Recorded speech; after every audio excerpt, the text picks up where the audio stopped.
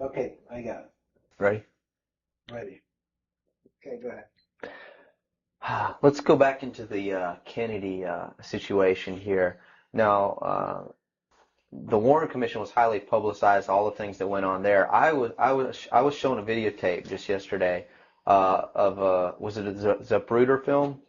It is the Zapruder film. Okay, and it clearly showed to me that a number of things. One in which that the film was obviously tampered with. Absolutely. But not tampered with to the point where I couldn't tell that the driver of the limousine was pulling a gun, or what appeared to look like a gun, around his shoulder and shooting President Kennedy in the head. That caused his head to snap back. Did the Warren Commission see this? It seems so. The Warren Commission never looked at the Zapruder film, ever. So they never saw it. Now, I don't know who testified during the Warren Commission about the Zapruder film, if anybody did. But I do know that later at the investigations of the House Select Committee on Assassinations, that a man was specifically hired as an expert witness to view the Zapruder film and tell the committee what it showed. And that man's name is Robert Groden. He wrote High Treason, which is a bestseller out now on the Kennedy assassination. And he was one of the many so-called technical experts for the making of Oliver Stone's film called JFK. He's also a fake, a fraud, a traitor, a liar. He was hired by the House Select Committee on Assassinations based upon his resume, which says, very simply, that he is the world's foremost #1 photo analyst, which is a lie. He never went to school in photography. He never was a photographer. He never was a photo analyst. And I got to tell you right now that the world's #1 foremost photo analysts are all come out of the military intelligence community, who are trained to interpret high altitude photography and learn what really is there. He never served in that capacity either. He looked at the Zapruder film and he told Congress, he told the committee in testimony, he testified, both in written and in verbal form, that William Greer never took his hands off the steering wheel. And that's a blatant lie. I mean, anybody can look at the Zapruder film and see that William Greer takes his hands off the steering wheel. And even if you couldn't see it, if they cut out the frames, you can still see that William Greer, if this were the seat of the car, is turned all the way around with his right side against the rear cushion of the front seat, looking directly at President Kennedy in this attitude, and it is a physical impossibility to have both hands on the wheel in that attitude.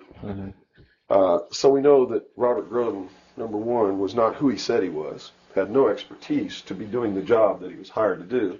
#2, even if he had no expertise, it is plainly visible in the film that William Greer could not possibly have had both hands on the wheel. So we know that Robert Groden didn't make a mistake. We know that he intentionally lied to deceive Congress and thus the American people. And what's real strange about it is he's been very active in the research community, supposedly exposing the assassination of President Kennedy. But if you look what he does, he is constantly coming up with new theories, supposed new evidence, most of which is fake. And in his book now, High Treason, he makes a statement that Kennedy was probably hit from the front and the rear at the same time. His job is to keep the American people confused and propagate the lie that our government is no good, that it's our government who assassinated John F. Kennedy. And I'm here to tell you, it wasn't our government. It was the secret societies known as the Illuminati, the Knights Templar, the Freemasons, who assassinated John F. Kennedy. And the proof is right there for anybody who wants to see it. William Greer was a Freemason, #1. He was the Secret Service agent who shot Kennedy. #2, in Dealey Plaza, there's an obelisk, a monument commemorating the location of the first Masonic temple in the state of Texas. Dealey Plaza is on the 33rd parallel, which is one of the sacred numbers in Freemasonry. He was assassinated in a manner that assured the greatest flow of blood, which is called blood atonement, which was practiced by Freemasonry in the early days and supposedly is not practiced now. But in reality is the method of choice of execution, trial and execution by Freemasons. The Bilderberg group that orders his execution is the Supreme World Council of Freemasonry and consists of 39 permanent members, which is 3 times 13, which is also the exact number of men who signed the Constitution. 39. You see, our forefathers were also members of this secret group, and this country was founded to bring about the New World Order. And it's all in the Great Seal of the United States, which was, and that the design of the Great Seal was made law in 1782. It's just absolutely incredible that the American people don't understand that groups of men don't get together and meet in secret and take blood oaths which say that they can be cut open and their heart ripped out of their body and their intestines scattered over the floor if they talk about the secrets. That's not a benevolent fraternity. That's a dangerous group of men. Grown men don't play games like that. They're serious. It's the secret societies who are bringing about the New World Order. They're the ones who killed John F. Kennedy. There's nothing wrong with our Constitution or our Bill of Rights. But Americans are going to be convinced that our government sucks. And that's what all this stuff is all about. So at the beginning, the founders of this country actually did create what was I guess you could say, an above board, good government basis for a good government. Yes. They gave us every tool to ensure the success. But it was an experiment, you see, because man had always claimed that he could rule himself, but had never been allowed to do that. Even in ancient Rome, they call it a democracy. The man didn't rule himself. He was ruled by other people who made man think he was ruling himself. But the truth was, a Roman centurion could march down the street and grab anybody they wanted to and make you do whatever they wanted to, or just execute you on the spot. And that was the truth of the matter. Those weren't free people.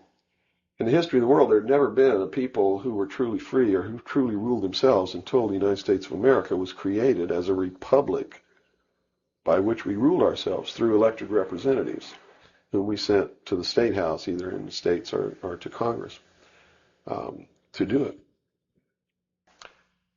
They also gave us every tool by which we would destroy ourselves if we weren't capable of doing it. The United States and France, the revolution in this country and the revolution in France, were created to bring about governments which would function as the antithesis to the kings and queens of the world and cause them to topple off their thrones. It also gave man a chance to prove once and for all whether he could rule himself or not. And if he could, fine. That would be the New World Order. If he couldn't, they built the tools into the Constitution to allow them to take it away from us. And those tools are the creation of the federal democracy within the boundaries of Washington, D.C., and the right to contract, through which, if we were irresponsible, we would contract to receive rights from that federal democracy and thus, in return, give up our freedom. And that's exactly what's happening. It's exactly what we've done. John F. Kennedy was short-circuiting the New World Order. He had ordered the printing of constitutional money, United States notes, which would have destroyed the Federal Reserve, which is not an agency of the United States government. It's a private corporation owned and operated by the world bankers, controlled by the Illuminati. And its purpose was to destroy the middle class in this country and thus our economy, and throw us at the mercy of the New World Order. And we see this unfolding now. You see it unfolding now. You are seeing, and I predicted this well in advance, you are seeing the destruction of the economy of the United States. And it will continue. It will not get better. It's downhill from here on out. Unless we nationalize the Federal Reserve, lock up the criminals who own it, cancel the debt, which will then bankrupt the Illuminati, which is exactly what we ought to do, print constitutional money, which cannot be usurped, which cannot lead to our destruction, and go back to what we're supposed to do, and quit contracting for benefits. We're escaping from the laws of nature, and there's a terrible consequence for that. Mm-hmm. Terrible consequence. We have to function within the laws of nature. You can't contract for somebody else to keep you alive. You have to be responsible within your life to keep yourself alive.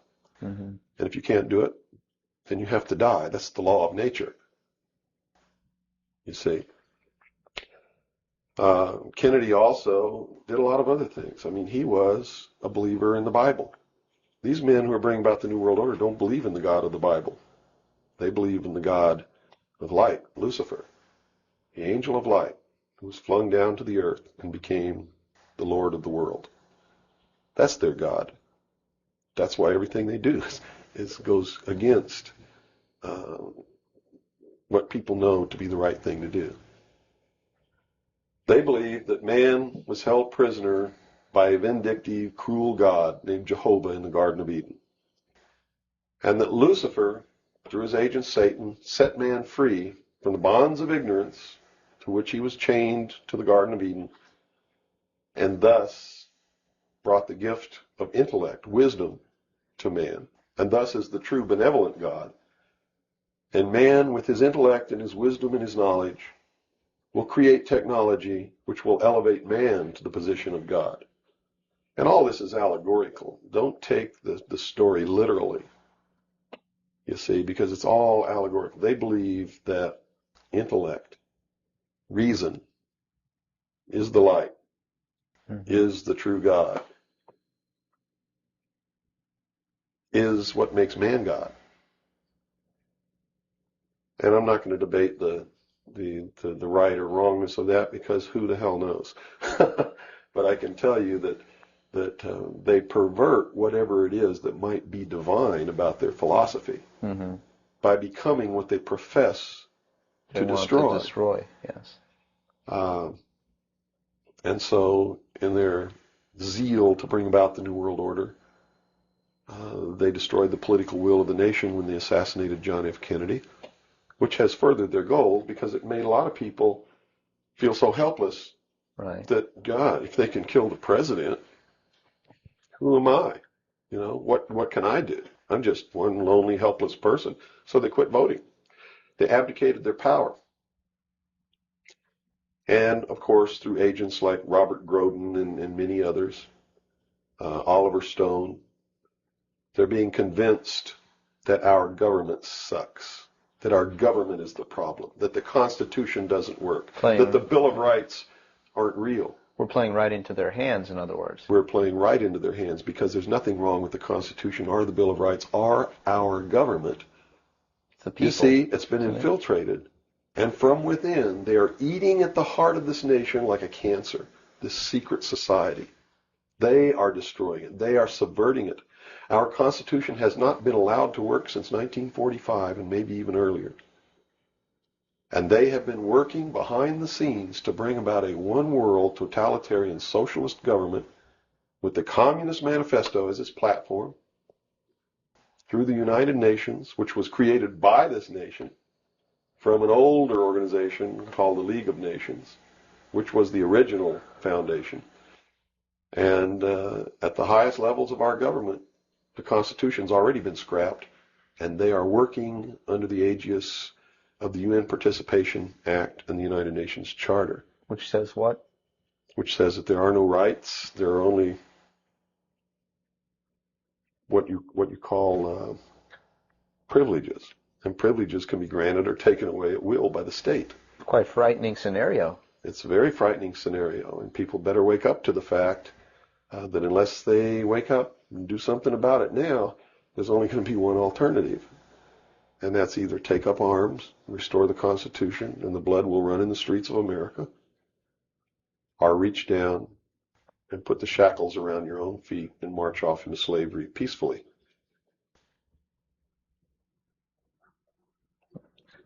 It's not going to be easy the coming years. Wow. Now, historically, this may or may not relate, but at least modern world, contemporary world history does not include the stories of Atlantis and Lemuria that go predate. How does that history, and why was that suppressed, or why is it still being suppressed? How might that affect what we are understanding is going on today, or is it related? Well, I'm not sure if a place called Atlantis or Lemuria ever existed or didn't exist. I don't really know. But I do know that the story that is told about the civilizations that lived there are something that we should listen to, because this whole scene may have played itself out before on this earth. And if you understand the theory, which I believe has been accepted as fact now, of continental drift, uh, there may have been an Atlantis and a Lemuria, which had tremendously developed technologies and societies. And the same scenario that we're playing out now in this great stage called the world may have played itself out over and over again in the past for millennium. In my investigation of the mystery schools, the secret societies that are bringing all this about, that really control everything behind the scenes, I found that this is all about religion. And it's all about a recurring theme that is penetrated and is at the heart of every religion in the world. And that is a creator or a creatress who has a son that is sacrificed and then is resurrected and saves the world or saves humanity. It seems to be an archetype that is within us. And so that you don't go flipping out watching this tape. I'm a Christian. I believe in the teachings of Jesus Christ, even though it may turn out that he may have never lived. The scene, it doesn't matter. When you read his words, and you can go back through history and find these are the same words that were spoken by every Savior that there ever was, are the most beautiful, most profound, most affecting words that have ever been spoken on the face of this earth. And when I get down and almost get to a point of hopelessness, I just go read the Sermon on the Mount. And I come back up again. Because in the end, it's not going to matter whether Jesus ever lived or didn't live. The story is real. And it's within all of us. And it brings us to something within ourselves that is good. But these men don't look at that. They believe that the end justifies the means, that these stories are just stories, and that the real meaning behind it all is that man can transcend his animal state through the realization of intellect and the overcoming of all of his emotions and feelings and morals, guilt, all of these things. And I just can't go along with that, because I believe it's our emotions that tell us when we're doing wrong. We feel it within ourselves. And a person without that capacity to feel when they're doing wrong becomes a sociopath, which is someone without a conscience, who really believes that the end justifies the means, and therefore has no pangs of conscience, nor no reluctance to murder someone who gets in their way. And it's extremely dangerous. Now, do these people recognize the continuity of life? In other words, you have told me earlier that they're after physical immortality. They believe that through their technology, man will become God. With the power of reason, through technology, man will himself become God. They will engineer, just like Hitler wanted to do, the super race who will live forever. And the concept is the same, and the men behind it are the same as Hitler was. When they killed John F. Kennedy, it shows you what kind of men they are, because they would not stop to kill anyone who gets in their way. And they've never stopped at it. Their goal, literally, to bring about the New World Order, will be to kill approximately 2 billion people before the year 2000. AIDS is one method of doing this. There'll be many more. As they solidify their control, everyone will be given a choice. They'll be presented with a new world religion. They'll be told to renounce Christ, renounce Buddha, renounce Muhammad, join the New World Order, join the New World Religion. If they refuse, they'll be executed. Very simple. And it won't bother them a bit. In fact, according to their belief, they believe they'll be helping these people. And in reality, they will. Because those people will transcend this physical state while they're prisoned here living forever. I feel sorry for them, because those of us who will eventually die will transcend the pain and the suffering that goes along with this world. And they're so egotistical that they preserve whatever they do so that the diligent can find out what kind of men these men really are. For instance, the Kennedy assassination, I've been showing a film for 5 years that shows exactly who did it. I show you exactly where Oswald is on the film. He wasn't even on the 6th floor. He was standing in the doorway of the book depository building watching the motorcade go by. And it's incredible. At the same time, you said they would have everybody renounce religion. Yes. Have they as well been using it as a tool for their means? If you're a Christian, you'll be required to renounce Christ and join the New World religion. Now remember I told you before, no matter what your religion is or what you think, they are following the scenario in the book of Revelations to a T, right down to the last little bit. If you want to know what's going to happen in the future, if we don't wake up, and through the power of those, see, not one drop of blood ever has to be spilled, and no one has to ever put any chains on their legs or their arms, ever. If people just wake up and exercise what was given to us in our Constitution, the power of the vote, while we still have that power. So you say there is still a possibility for like one individual watching this tape to actually make a difference. You better believe it. How Yes. would that be so? Well, number one, learn what the truth really is. Get away from the fantasy that you've been living. Educate other people, those you know, your family. Once that begins to happen, it spreads. And then if the people decide that they don't want what they have in store for us planned, just through the power of the vote, they can make this country and the world whatever they want it to be. Whatever they want it to be. And there are no limits on that, except to understand that you can never make everything all right, and you can never make everything all bad.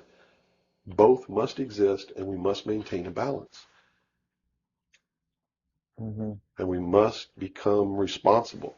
If each individual on this earth learned to walk in a divine state of grace, responsible for themselves, their family, their city, their state, their country, and for the world, And to the laws of nature. and to the laws of nature, and actively participate in solving the problems of yourself, your family, your city, your state, your country, and the world, there could never be a group of men meeting behind closed doors in secret that could ever control anybody.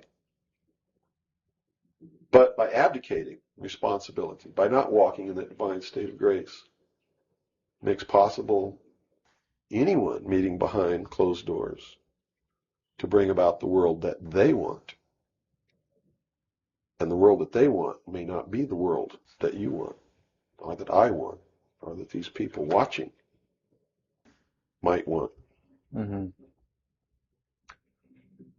If you don't participate, you can't complain.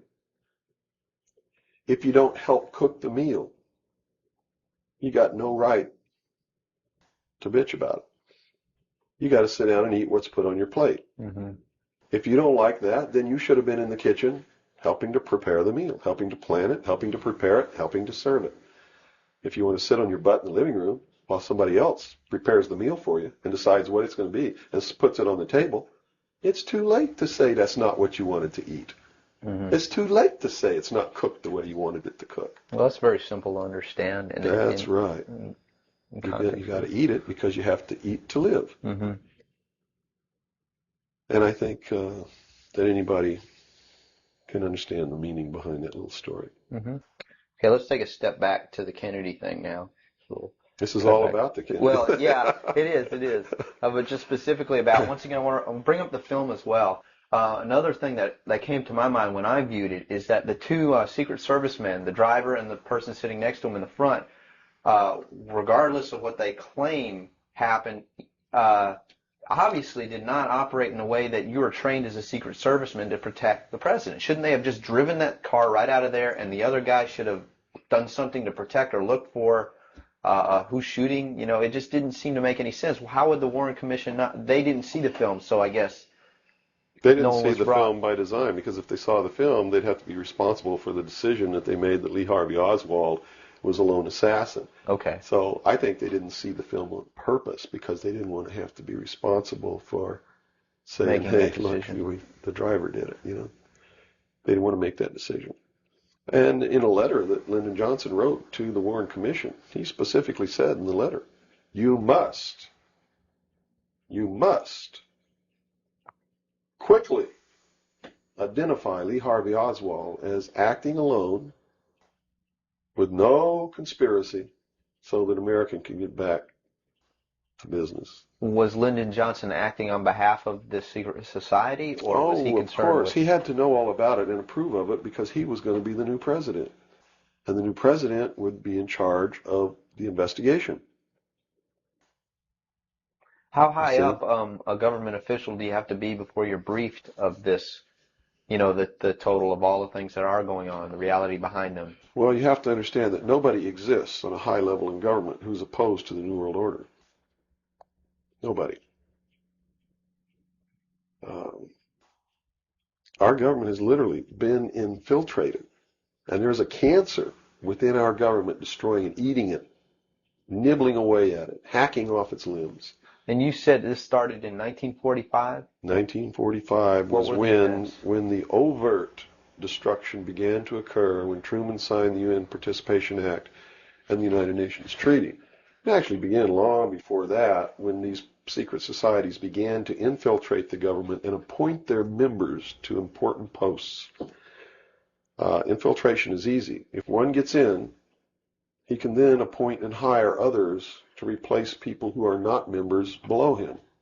So now we've had over almost 50 years of this going on. At least. I believe that it started back probably 1913, 1917, when the Federal Reserve Act was passed, when the Council on Foreign Relations became a reality in this country. And you can, by diligent research and study, you can see when it happened, where it happened, who did it, and how it was done. It's apparent. When they say there's no conspiracy, I mean, we talk about a conspiracy. It started out as a conspiracy. But when they say today there's no conspiracy, that's not a lie. It's the truth. They're doing it right out in the open, right under our noses, and we're too stupid to know it, to see it. So it's not a conspiracy now today at all. It's right out in the open. They even publish their plans. I mean, here Carter appointed Zbigniew Brzezinski as the National Security Advisor, who just wrote a book before he was appointed, declaring himself a Marxist. I mean, you read that book, this man believes in Marxism. This man is a socialist. Not only a socialist, he's an international socialist. He's a globalist. His goal, stated in his book, is to destroy the sovereignty of nations and bring about a one-world Marxist government. Now, the Carter administration was one extreme, and then we came into the Reagan administration, yet nothing changed. Nothing changed. What you're saying is that no matter what the political leanings, they seem to be playing the same game. As long as you're playing their game, it doesn't matter who you vote for, who you put in office. They all belong to the other side. They're in the pockets of the Illuminati. When you quit electing professional politicians, when you quit electing the guy who looks nice on television because he speaks good and he looks like the guy you wanted to marry or something like that, you're playing right into their hands. You know, they've made it so impossible for another Abraham Lincoln to get elected to the office of president that it's a wonder that we even have a chance at all. We need to send people to Congress and to government who are going to clean house. Kick all the members of secret societies out of the bureaucracy. Lock them up. Try them for treason. Because they are traitors. So one thing that may help is term limitations. We must have term limitations, and it must be only one term. And forget all this nonsense that anybody goes to Washington and don't know what's happening. They don't know what's happening simply because they haven't taken the time as citizens to understand how our government works before they ever go to Washington. You see, it should be a process that starts in infancy. It works its way up. And everybody should be taking part in the government. Now, if someone came in to office with this kind of knowledge and with this kind of intent to really push these people out, would they not be eliminated immediately? Not if they have the people behind them, because what the people would do in one fell swoop, in one election, would elect people who've never served in government before, kick the incumbents out, send citizens to Washington. And here's the way it has to be done. You know, right now, you don't even pay your congressman. You know who pays your congressman? The federal democracy of the District of Columbia. The federal government pays your congressman, who's supposed to be representing your state and you. federal government is a foreign country to your state. Why should he represent you? Not only that, but he moves to Washington, D.C. He maintains a residence here, but he doesn't live here. And as long as you reelect him, he continues to live in Washington, D.C. forever if you keep reelecting him. So they lose all touch with what's back here. They're paid by a foreign government, the federal government. They're not paid by the sovereign state of Georgia or by you. They have to be paid by you. And they have to live here. They can't move to Washington, D.C. They go to Washington, D.C. for one term. Okay? One term only. When that term's up, they have to come back. And you don't pay them exorbitant funds. You pay them just enough to live on comfortably while they're there. No fancy giant cocktail parties, none of this crap. And you take care of their family. See, they don't take their family either. That's the other clue. They leave their family here where they live. You, the people of Georgia, take care of their family and their business or their farm or whatever it is they have while they're gone. Now do you think they have a vested interest in representing you? They sure would under those conditions. Yeah. But under the conditions they go under now, they have no interest whatsoever in taking care of you. Now let's look at the current... They're taking care of themselves. The current crop of presidential candidates. Is there anybody even running that represents something that we're talking about here? No, all of them are New World people. Tsongas, in his book, everything that he's written touts the New World Order. All of it, right for Tsongas's literature. You're going to see New World Order, New World Order, New World Order, New World Order.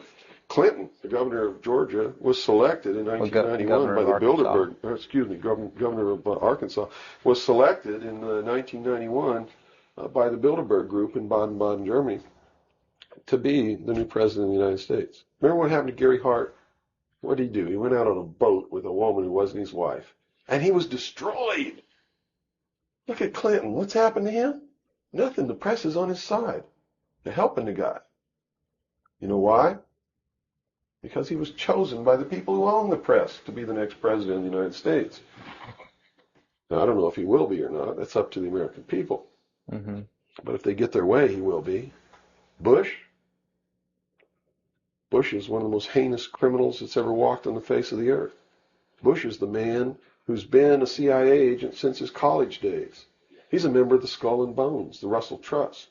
He was initiated in a casket with a ribbon tied around his genitalia, which symbolizes that he's a priest in the temple of Isis. A pagan, this guy. This man is a member of the mystery schools. Well, he has the outward appearance of a good Christian, church-going Christian, no? They do whatever they have to be approved by the people, but in secret, they're not at all. This is a man who practices pagan religious rituals, magic. Doesn't matter what you think of all these things. I'm just telling you, this is what he does in secret. He is the man who, when he was chief executive officer, when he was president of the offshore division of Zapata Oil, organized and began the first large-scale drug smuggling operations into this country. George Bush is the one responsible for the drugs on the streets. And the war against drugs is not a war against drugs, it's a war against the Bill of Rights. We've already lost the Fourth Amendment in this war. That's true. And we're going to lose everything else. You watch it amazes me. People watch on Saturday night, cops, top cops, tough cops, 911. All of these stories that are glorifying the police state, and they're falling right into the manipulation. As they watch police with no search warrant, with no court order, break down people's doors, tear out their walls, rip open their mattresses. All in the name of the war on drugs. Pretty sneaky. It's pretty sneaky, all right. You see them stop people in the streets, and the guy's got $400 in his pocket. They don't press any charges. They didn't even have any reasonable suspicion to stop the person and search him. And what do? They take their money, and they don't give it back. And America's watching this. And the stupid idiots, yes, you stupid idiots, you sit there and watch it, not realizing that when you take away that man's freedom, you've also taken away your own. You see, because they can do the same thing to you. Just because you talk a way that they don't like you talking, or because you wear red shoes and they don't like red shoes, they can do the same thing to you. And under the new law, without a court order, without a search warrant. They can break down your door. They can rip open your mattresses, your couches, your walls. They can trash your house. All in the name of the war on drugs. And let's say they don't like the color of your shoes. All they have to do is drop a little pouch of cocaine in your living room, behind your couch, and find it and say, aha, you're a drug dealer. What happens then? Now they can confiscate your house, all your possessions, all your property, all your bank accounts, all your cars, boats, vacation cottages, whatever you have.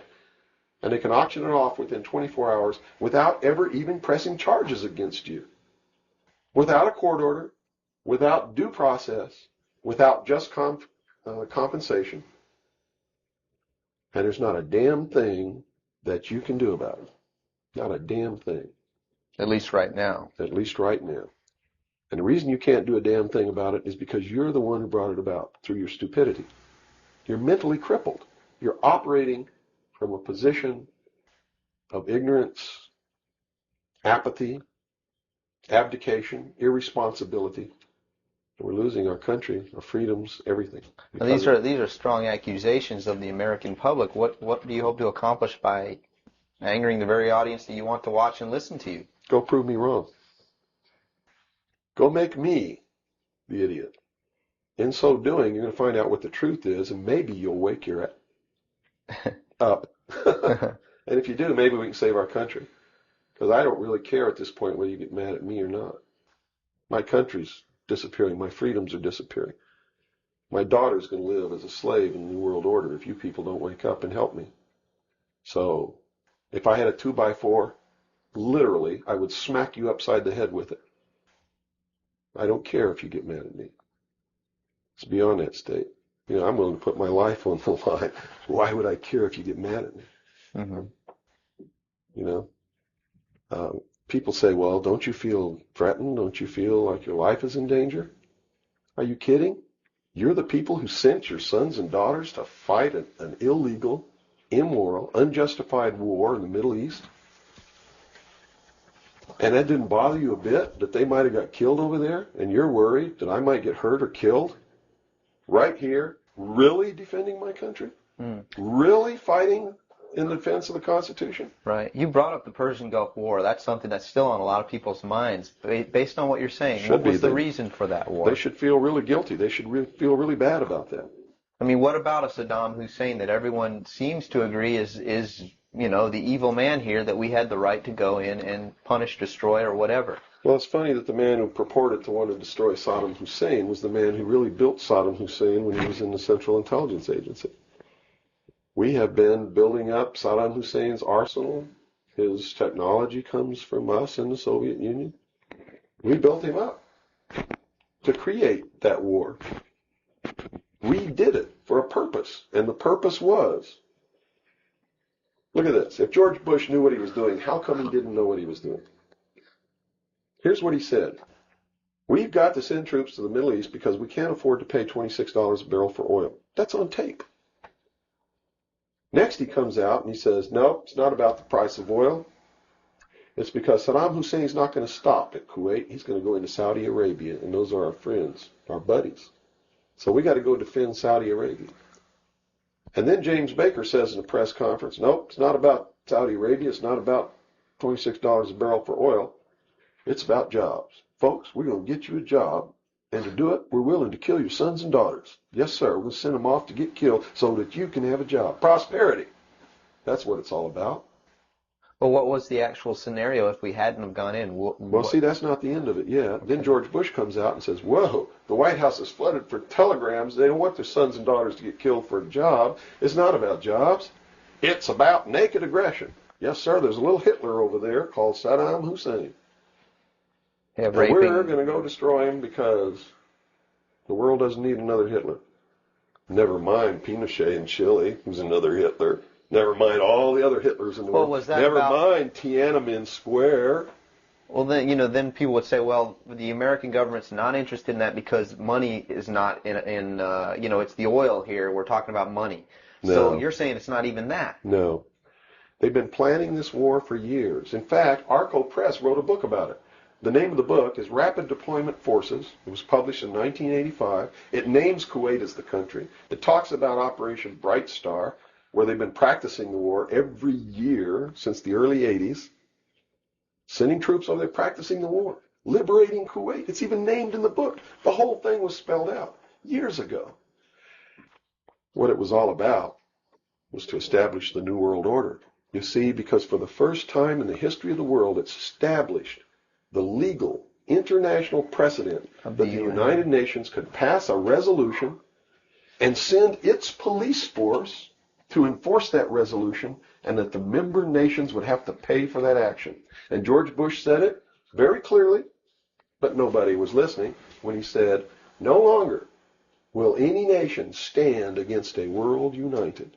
And with that action, he established the legal foundation in international law that the United Nations is now legally and overtly the one world government, and that the United States military forces and the other forces that were sent by other countries were established as the one world police force under the United Nations. Have you seen the new Air Force uniforms yet? Nowhere on them does it say United States or U.S. They are United Nations uniforms. Go look at them. Hmm. What role in the Middle East again does Israel play in this? Israel was created as the instrument to bring about the Battle of Armageddon and the fulfillment of prophecy, a war that will be so terrible, where nuclear weapons will be used, so that the American citizens and the other people of the world will get down on their knees and beg for no more war. And what is the answer to that? They're going to be told the only way we can guarantee no more war is if we destroy the sovereignty of nations and we come together as one humanity in a one world government. Right. Now I'm telling you, unless the American people wake up and stop it, starting in about 1996, the Battle of Armageddon will become a reality. Not because two nations got mad at each other and decided to fight, and that's why Saddam Hussein was not destroyed. He will be the instrument that will bring that to pass. Right. Yeah, they purposely did not go in and do that. Saddam Hussein will be portrayed as the Antichrist. Babylon is in Iraq. Mm-hmm. Read the book of Revelations. Whether you believe in the book or not, read it, because the men who are bringing this about are using it as their script. Well, the UN did indeed charter Israel as a sovereign nation. They were the ones who created this state. That is correct. It was really created by Great Britain and the United States, with the United States being the major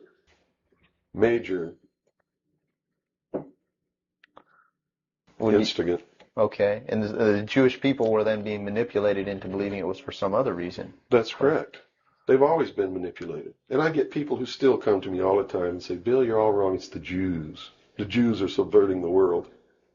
Man, it's not the Jews. It's not the Catholics. It's not the blacks.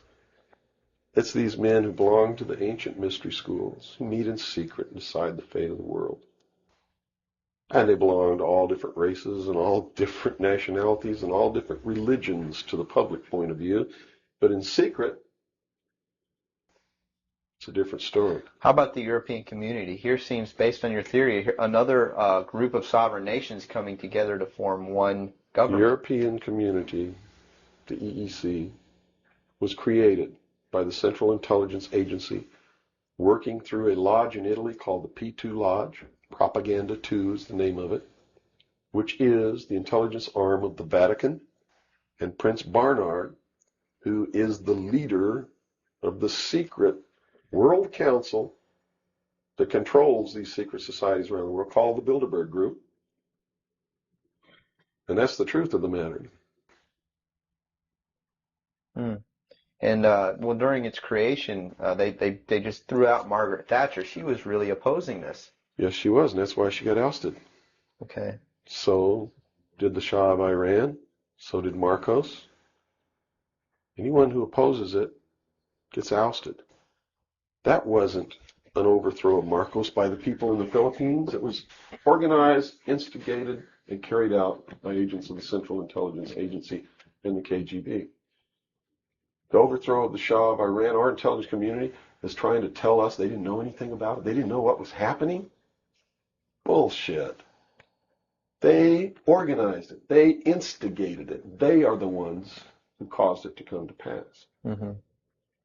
You see, because we didn't have a national security agency or a central intelligence agency before the UN Participation Act was signed. And these organizations were created to bring about the one world government, the New World Order. And it had to be done in a manner that the people would not know that it was being done, and the only way they could do that was hide it behind the veil of national security. And the Cold War was a manipulation maintained to bleed the people of tax dollars to fund the creation of the police force of the New World Order, which is the Army, Navy, and Air Force and Marines of the United States and the Soviet Union. And the people didn't rise up in the Soviet Union and overthrow communism. It came from the top down because it had to be done. There has to be a bringing to the same level of all the peoples of the world to approximately the same political viewpoint, so there's not big disparity in order to be able to justify the merger of all these countries together. Well, who now is ruling the forces of the former Soviet Union? You have Yeltsin in now. Gorbachev supposedly went down, but we're not sure about that. Well, let me tell you this. From the beginning, there was never any war between the United States and the Soviet Union. It was created by those at the top to fund the New World Order and the New World Order's police force. At the highest levels of all countries, they all belong to the same club. And we, the people, sit back and we watch this grand drama which is being played out for our benefit, Mm-hmm. not theirs. If it wasn't for us, they wouldn't even have to do any of this. But you see, they just can't come out and destroy all of us because they need slaves. They need people to make their shoes and make their cars and mine the ore. They need worker bees, and that's what we are. In the New World Order, we will be the worker bees, the slaves. So the Orwellian view of the vision of the future wasn't too far off based on this scenario. George Orwell was just like me. He was a low-level member of British intelligence who was appointed to a position high enough where he saw the same documents that I saw. And he tried to warn the world just like I'm trying to warn the world, only he wasn't willing to take the risk that I'm willing to take. So he wrote it in a book called 1984 and spelled out exactly what's coming as a warning to the people of the world, as a work of fiction. But you notice that that work of fiction really stirred people up because they knew that it wasn't fiction. In their heart of hearts, everyone who's read that book knows that it's coming. It's a possibility. Most people won't recognize it overtly or publicly because then, if they recognize it, they have to be responsible to do something about it. And that's what every one of you have been resisting all your life, is being responsible to do something about it, to get involved. That's why you'll walk away from a girl being raped on the street by a gang of thugs rather than go and try to help her. And I'm not talking to all of you. I know there's some of you out there just like me, but most of you are just exactly what I've just described. Most people are no better than animals who do not have intelligence because they don't use their intelligence. And to these men who control things behind the scenes, you are stakes on the table by choice and consent, and will always be ruled and manipulated and enslaved by people who do use their brains. As long as we're debunking some myths, because it's putting pieces of this puzzle together, I think, for a lot of people that may be watching. The hostage situation in Iran that got Carter out of office, is this another orchestration? And if so, how does it fit into the October surprise is no myth. There was a deal made. There was a deal made at the highest levels to keep the hostages until after Reagan was elected. Do you really believe that it was an accident, that it was a coincidence, that 30 minutes after Ronald Reagan was sworn in, took his oath of office, the hostages were released? Did they want Carter out? Are you really that naive? I can't believe it. Did they want Carter out? Yes, they wanted Carter out. They wanted Carter out. He wouldn't play by the rules? Or what? I don't know why they wanted him out, but they wanted him out. Carter was ineffective. He did not have the support of all the American people. They need people who can manipulate the American people so that they have their support. My message is to you is don't support anybody unless they're doing what we know to be right. Don't believe them. Don't fall for the manipulations. Double check everything they say. And that means you can't rely on the media as it is today either. Oh, of course not. All the media in this country, radio, television, and print, is all owned by 5 corporations. All of these corporations that own the media are owned and controlled, and members of the Council on Foreign Relations sit on their board of directors. Can you name those 5 corporations? Is that Not off the top of my head. okay? I could try, but I don't want to take a chance on being inaccurate. But you can trace that yourself. Okay. Remember, if you go down and you trace the ownership of a station or a newspaper, and you get to a corporation, remember that somebody owns that corporation, and it's usually another corporation. But when you trace the interlocking of all these things, when you get to the top, there's 5. And all journalists know that there's some things you don't write about and you don't talk about because you'll lose your job. And that's where the control is. And that's why they pay anchormen like Dan Rather $2 million a year, because he doesn't question them. He knows that if he goes against them, he's going to lose $2 million a year. Do you think a man that looks pretty and sits in front of a TV camera for the 6 o'clock news is worth $2 million a year? No way. I don't care how long he works, and I don't care what he does. There is no job worth $2 million a year. That's why they pay athletes these fantastic salaries. I was listening to the radio the other day. They just contracted to pay one player on one team $6 million a year. Can you believe this? And why is that? It's the Roman circus. What does the emperor do when the people become restive? And when the people are asking questions, and when the people don't like the policies of the emperor, he sends them to the circus. He creates a circus. He builds a giant coliseum. And he begins to throw the Christians to the lions. And he has great chariot races and football games and basketball games, all to keep the idiots preoccupied with things that don't mean anything in the scheme of the entire world, so that they don't have the time to learn what the truth is, so they don't ever get smart enough to learn how they're being manipulated, so they don't ever question the emperor. That's why they pay a player on a football team or a baseball team $1 million or $2 million or $3 million a year. It is the Roman circus. I know men who don't know anything in the world except who plays third base for the Mets.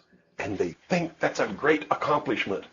And they meet and pat each other on the back and bond and go have cocktails and talk about what this guy that plays third base for the Mets did in last night's game. Sad. It's really sad. Is there any room in a kind of society where these manipulations are not taking place for this type of entertainment or any type of entertainment at all?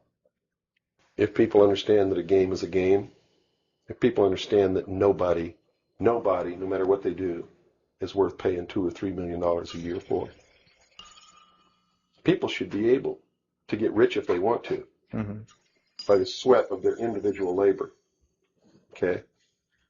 By going out and doing something for the world, not by taking people's minds away from the emperor.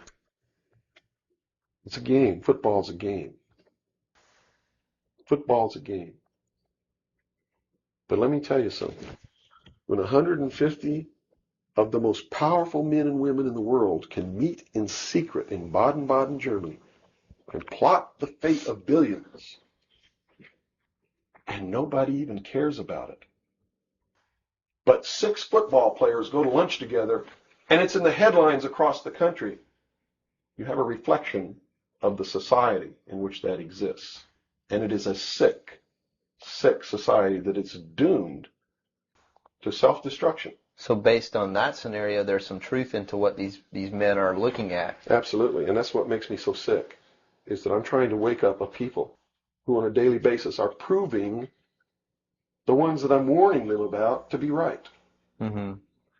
Well, so that even though a minority, there are people out there that you recognize are awake to this, if they don't do something about it, they will lose that ability to be free in that way. That's correct. Whether they might think, well, I don't need to worry about it because I know what I know and I'm fine. That's It doesn't right. work that way. There's a connection here to everything. That is correct. That is absolutely correct. A nation of people who are willing to send their sons and daughters that they profess that they love to a foreign country to die, and they use the excuse to themselves that they're sending them off to defend our country, and they know damn well that's a lie, are doomed. It's funny. There's a parable. You said Ben Franklin earlier was even a part of this. Yes. A parable of Ben Franklin. I don't know if you're familiar with it. He paid too much for the whistle. He came up when he was a young boy. Are you familiar with that parable? No, go ahead. Where when he was a young boy, he was given an allowance, and it was a decent amount of allowance, and he was going to the store to get a toy. He was very excited about that, and along the way he met some boys who had this whistle, and he saw that, and he saw the little boys blowing this whistle, and he thought, wow, the greatest whistle, this is the greatest toy. He really wanted this thing. So without asking, he gave all his money away, to these boys for this whistle, and he went home, and sure enough, he got very bored with it, and he had no more money to buy something that was really, worthwhile to him. Sure. And so from that point on, he had a saying that said, don't pay too much for the whistle. And I think somehow that relates here. He's also the one, when the Constitutional Convention was finished, when they wrote the Constitution and signed it, when it had been signed, he walked out the doors. Someone outside, I forget who it was, I believe it was a reporter for one of the newspapers in the 13 colonies, asked him, he said, "What have you wrought, Ben?" Ben looked at him and he said, "A republic, if you can keep it."